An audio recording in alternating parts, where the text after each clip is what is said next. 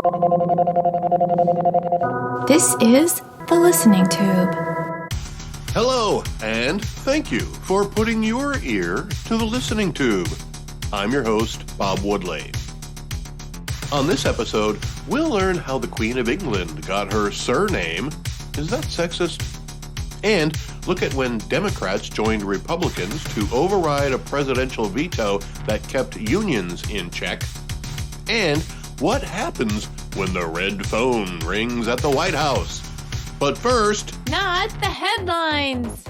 In case the world still has any doubt about the aspirations of the tyrant dictator Vladimir Putin, even after capturing the Crimea in 2014 and the current war in Ukraine, here's more proof that Russia is looking to not only expand Russia back to the size of the former Soviet Union, but also seeking to weaken NATO. To that end, Russia will look at repealing its recognition of independence of former Soviet states like Lithuania, Latvia, and Estonia.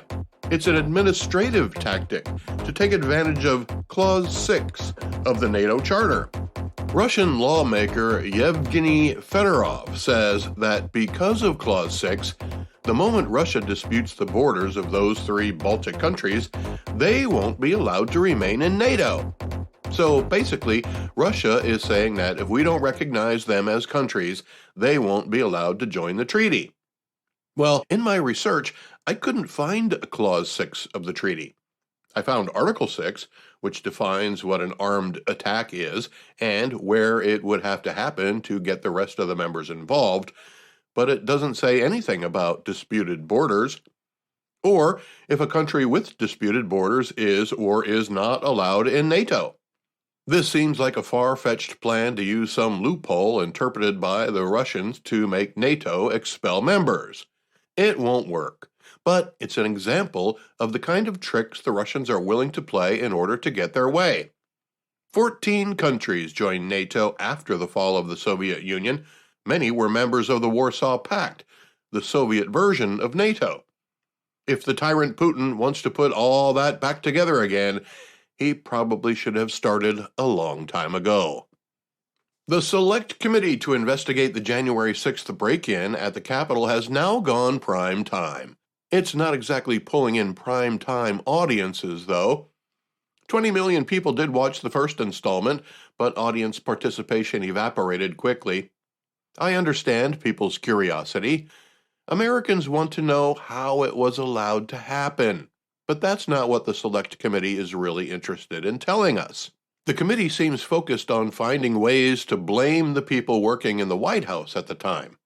What we're not hearing is why the security at the Capitol building was so sparse and unprepared. Look, we already know what happened, and we already know who went in there and caused damage and took things that didn't belong to them. This primetime show trial is a mockery of justice. Just hearing the way the questions are asked is a tip-off that this isn't a hearing, it's a performance. Look at the teleprompters in the room. They're reading off pre-written scripts, questions to which they already know the answers. In an actual hearing, you wouldn't first ask, who was with you when you went there? No. You first have to ask if anyone went with you. Then, if the answer is yes, you ask, who went with you? You can't first ask, what did he demand of you on that phone call? No. First, you must ask if any demand was made. If there was, then you ask what demand was made. This is a show trial, and nothing else but an effort to prohibit Donald Trump from ever holding office again. We will learn nothing valuable by watching. Everyone who committed a crime that day has already been identified, and justice will prevail. Let's go back through the Listening Tube. This week in 1611, Henry Hudson was set adrift in Hudson Bay during a mutiny. Yes, the bay that was named after him, as well as the company called the Hudson Bay Company, which traded beaver pelts, was the last place Henry Hudson was seen alive. After waiting for the ice to free his ship in the springtime, Captain Hudson decided to continue exploring Hudson Bay, his fourth voyage there from England. Ultimately, the crew decided they wanted to go home. Henry Hudson, his son, and other crew who didn't support the mutiny were set adrift with minimal supplies. Few of the remaining crew survived the journey back home, though, where they knew they would be tried for mutiny. But they blamed the whole thing on two of the men who died on the voyage home. The rest were convicted of murder, but were never punished. This week in 1633, Galileo Galilei is forced, by Inquisition, to abjure, curse, and detest his Copernican heliocentric views. Galileo, the Italian astronomer and engineer, among other things, had argued 20 years earlier that the Earth revolved around the sun, not the other way around, as had been the prevailing assumption since the time of Aristotle. But Galileo was an observational scientist and a builder of telescopes. He knew that the movement of the stars in the sky could not be explained if the Earth was at the center of the universe. At the time, of course, the universe was only what we could see from here and no more. He had already been told in 1615 that he was rubbing the wrong way the leaders of the Catholic Church, who considered his support for the Copernicus model a contradiction of Holy Scripture. Copernicus had come up with the idea almost 100 years earlier. Galileo's observations confirmed it, yet because he wrote an essay that was deemed to support the theory after he was ordered to forget it, he was sentenced to home confinement for the rest of his life, which, as it turned out, was about 9 years. So even then, the powers that be could, and did, control information and how people thought. Today, Galileo could have started a Kickstarter page and sold telescopes on heliocentric.com. Also today, more and more people in power, and those looking for power, are trying to tell us what we can and cannot say, what we can and cannot write, and what we can and cannot believe. A recent rallying cry was, "Trust the science!" As it turns out, people have been saying that for 500 years. In 1782, Congress approves the Great Seal of the United States and the bald eagle as its symbol. The Great Seal of the United States is full of symbolism. Each part of it has purpose or pays tribute to our origin and values. The color white, for example, signifies purity and innocence, and we all know how pure and innocent our country is. Pure as the driven snow, and as innocent as O.J. Simpson. The red signifies valor. Can't argue with that. Americans aren't afraid of anything, especially going to battle. The only times our military has failed is when politicians held them back. The blue signifies vigilance, perseverance, and justice. Where the blue is displayed indicates it represents our executive branch. One can certainly question the vigilance of the current administration. It seems like the White House is constantly surprised by what happens when everybody else saw it coming a mile away. Some examples would be the exit of Afghanistan and the baby formula shortage. The part I like about the Great Seal is what the eagle is holding in its claws. In one, arrows as a symbol of war. In the other, an olive branch as a symbol of peace. The eagle is always facing the olive branch, indicating our preference for peace, but readiness for war. Speaking of war, it was this week in 1807 that British troops board the USS Chesapeake, a provocation leading to the War of 1812. For some reason, this week 5 years later, in 1812, the War of 1812 begins as the United States declares war against Britain. Okay, wait a second. Maybe I should have paid more attention in history class, but I have some questions here. Why did the British board the USS Chesapeake? Why did it take 5 years to declare war? Didn't we recently beat them in a war for our independence? I'm going to look that up. He's gonna look it up. He's really gonna do it. I want the truth! You can't handle the truth! Why, yes, the United States did just beat Britain in a war. The United States had recently become a sovereign nation, and no longer had the protection of the mighty British Navy. In 1807, what little navy we had was patrolling the Mediterranean Sea, keeping American trade ships safe from pirates. When the British boarded the USS Chesapeake, there wasn't a whole lot we could do about it at the time. But the people of America were extremely upset, and as President Thomas Jefferson said at the time, were more united against the British than they were even prior to the War of Independence. So why are the United States and Britain fighting again? Why did the British board the USS Chesapeake? Believe it or not, they were looking for 5 men who deserted a British ship. The ship was patrolling the coast of Virginia, and for whatever reason, the 5 men stole a boat, left the ship, and got to Norfolk, Virginia.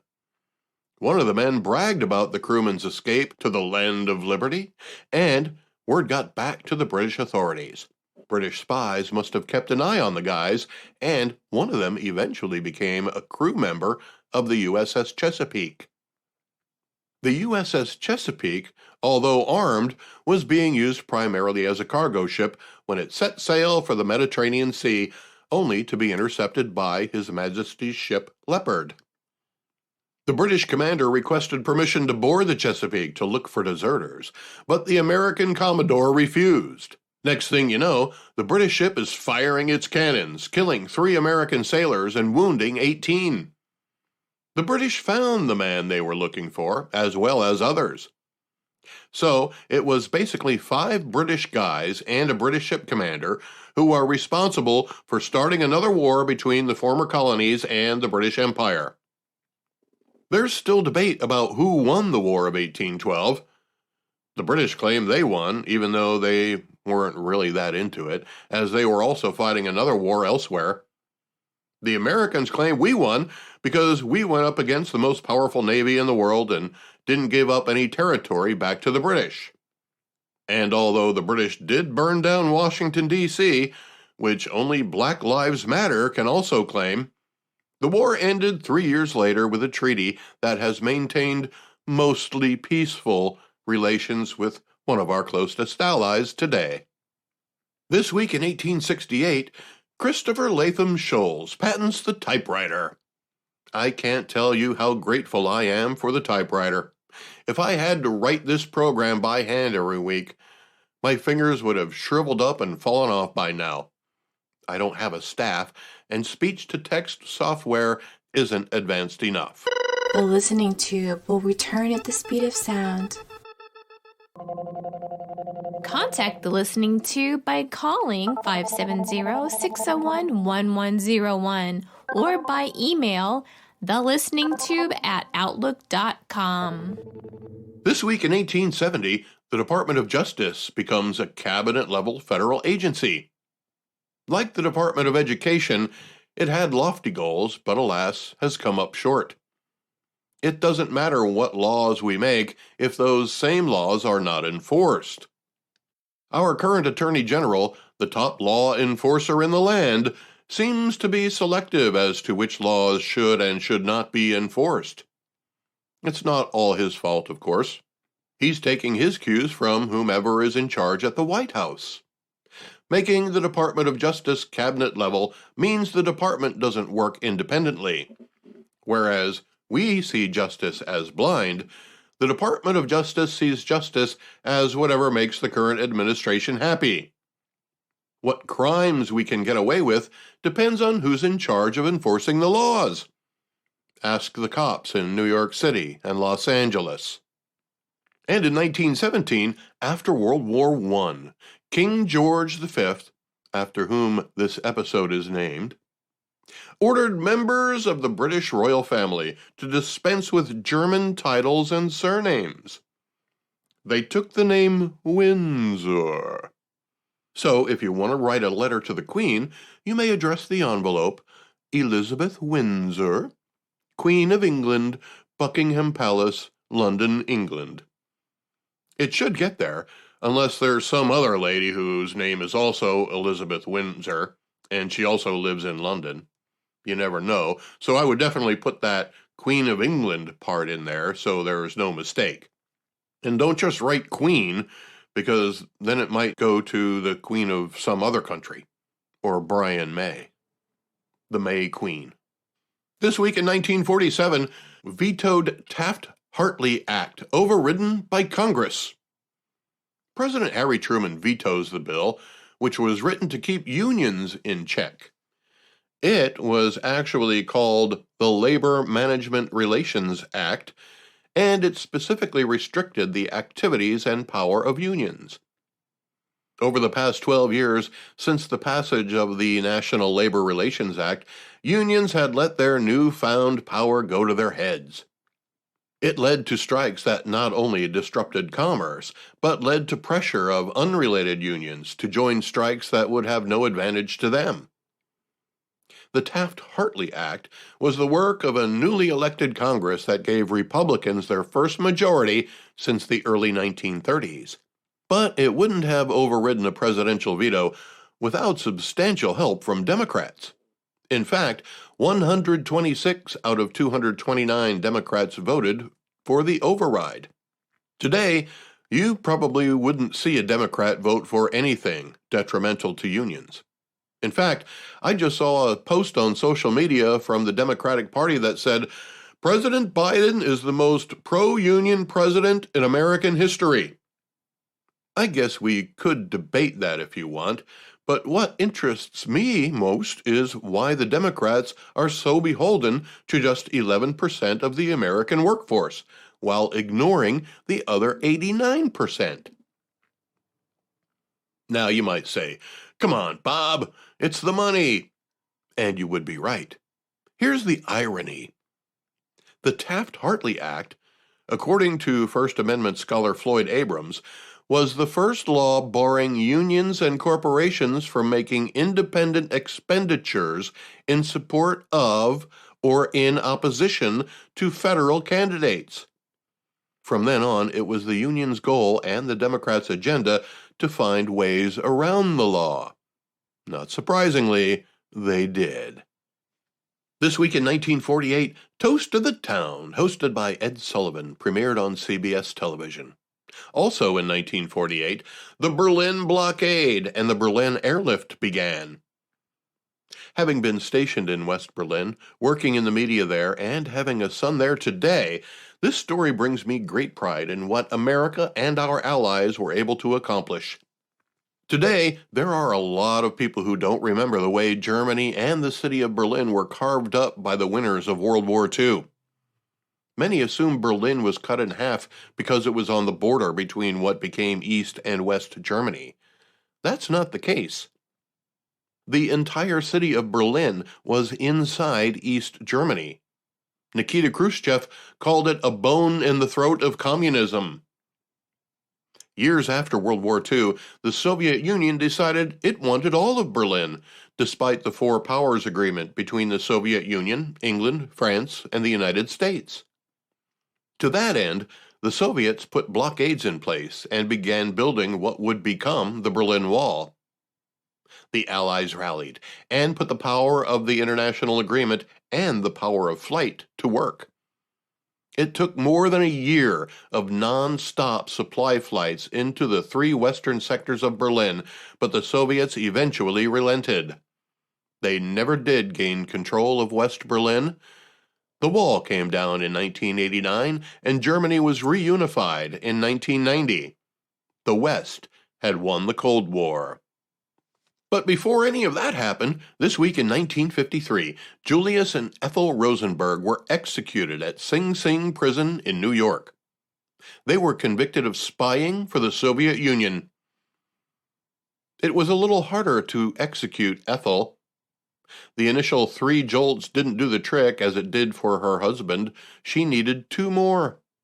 There were a lot of people who believed they were innocent, including their sons. It wasn't until the fall of the Soviet Union, when government records from the era became available to the rest of the world, was the conviction confirmed. Soviet records showed that Julius was the courier of classified information and his wife Ethel often typed up the documents. She also recruited her brother into the spy ring. And this week in 1963, the United States and the Union of Soviet Socialist Republics agreed to set up a hotline. The purpose of the hotline was to reduce the likelihood of nuclear war. The truth is, it's not red. It's not even a phone. Never was. It was basically a teletype machine that didn't even have lowercase letters on it. So, as it turns out, when we sent the first test message to Moscow, we yelled at them. The quick brown fox jumped over the lazy dog. 1, 2, 3, 4, 5, 6, 7, 8, 9, 0. Over. Probably not a great first impression. It's been used about a dozen times in the last 60 years. The last time was when President Obama used it to warn Russia that any election interference would be a grave matter. Ironically, his Secretary of State, Hillary Clinton, would use the Russians to interfere with her own presidential campaign against Donald Trump. As it turns out, the Russians were just as surprised as we were. This week in 1966, Georges Lemaitre, the originator of the Big Bang Theory, died at 71.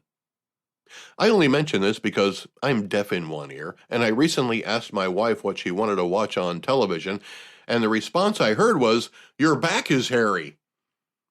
I've never heard of a TV show called Your Back is Hairy, and I know I don't have a hairy back, so I was a bit confused. Seeing the confusion on my face, she said louder, "Big Bang Theory." Ah, excellent choice. The Big Bang Theory was the closest thing we ever got to All in the Family when it comes to the realities of race and religion in America. Plus, it's really funny. Your back is hairy. In 1968, Supreme Court Chief Justice Earl Warren resigns. He was confirmed by the U.S. Senate in 1954 as Chief Justice, having been nominated by President Eisenhower. He wasn't on the Supreme Court for very long, relatively speaking, but was involved in a lot of important cases such as Brown versus Board of Education. Today, the Supreme Court justices, at least the ones considered conservative, are threatened by radical militant leftists. They are enduring protests at their homes, which is against the law. Unfortunately, those laws are not being enforced by the people who need to enforce them. Because the left is in power, it's okay for their minions to break the law. And in 1970, President Nixon signs the 26th Amendment. After World War II, the Korean War, and in the middle of the Vietnam War, it was decided that if a person was old enough to fight and die for their country, they should be able to vote for the people who might be sending them to war. The legal drinking age was once dropped to 18 from 21. Not all states made the move, but those that did eventually changed it back to 21. Now we're making laws to increase the age to buy certain firearms from 18 to 21.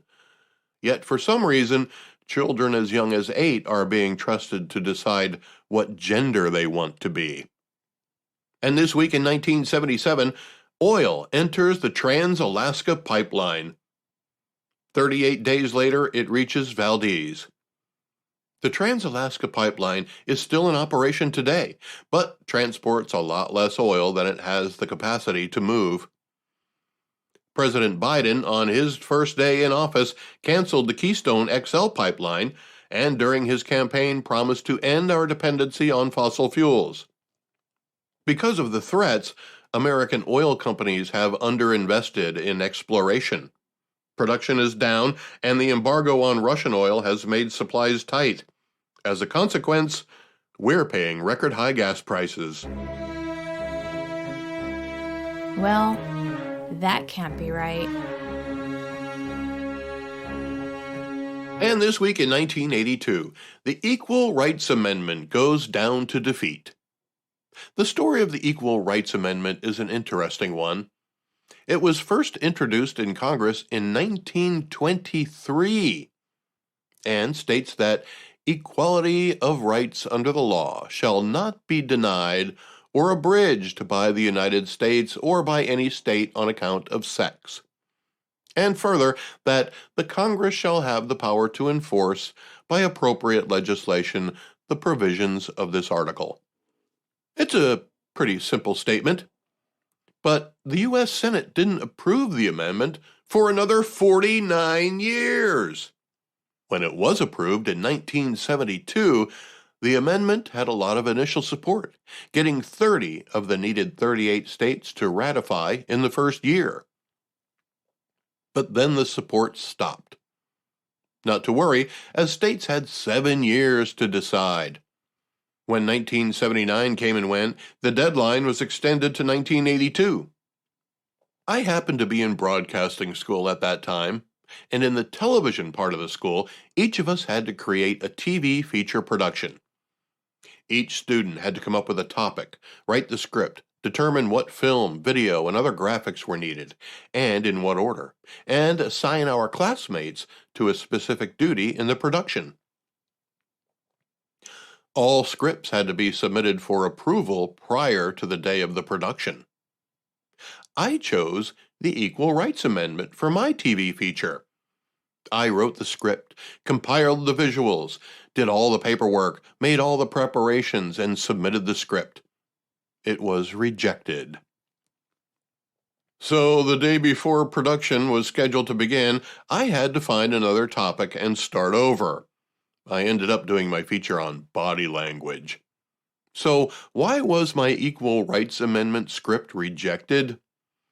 I was told there were a couple of things in the script that ruffled some feathers, but the last line was the clincher. It said, "If the Equal Rights Amendment fails, ladies, I guess you'll just have to take it like a man." Although the Equal Rights Amendment didn't get the required states to ratify before the deadline, that wasn't the last we've heard about it. In fact, the state of Virginia ratified it just 2 years ago, becoming the 38th and last needed. Supporters are trying to get Congress to rescind the 1982 deadline, and if they're successful, the Equal Rights Amendment would become the 28th Amendment to the Constitution. Speaking of rights, everybody has some rights, but not everybody has the same rights. This leaves some people feeling vulnerable. The people with lesser rights may look at those with more rights as spoiled or special, or perhaps they feel cheated and disrespected, or they wonder why other people have more rights than they. It's okay to feel that way.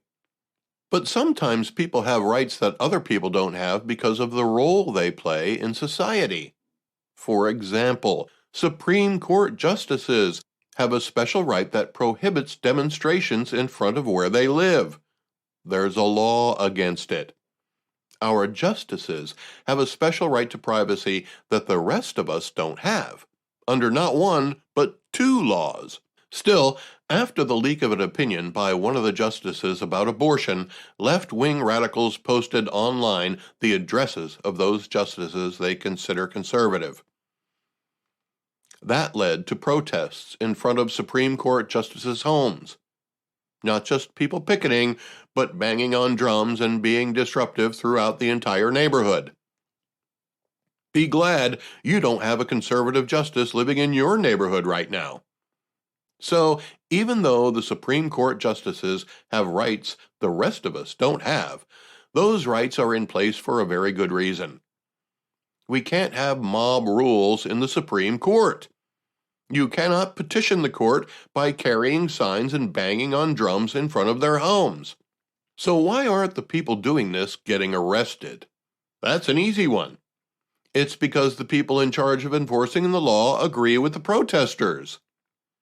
Now, the special rights that have been bestowed upon the liberal mob are overriding the actual written laws and rights of the Supreme Court justices. How despicable and sad is it that our federal government will not bring themselves to enforce the law when left-leaning radicals are the ones breaking it? Yet we have a show trial of right-wing radicals. Nobody from the Biden administration will condemn the protests at justices' homes. Nobody from the Biden administration will condemn the violence aimed at religious institutions and pregnancy centers. Nobody from the Biden campaign would condemn the rioters across the country in the summer of 2020. Why? Because the law doesn't apply when you're doing the dirty work of those in power. The Listening Tube is written and produced by yours truly. Copyright 2022. Thank you for putting your ear to the listening tube. I'm your host, Bob Woodley, for Thou ad Infinitum.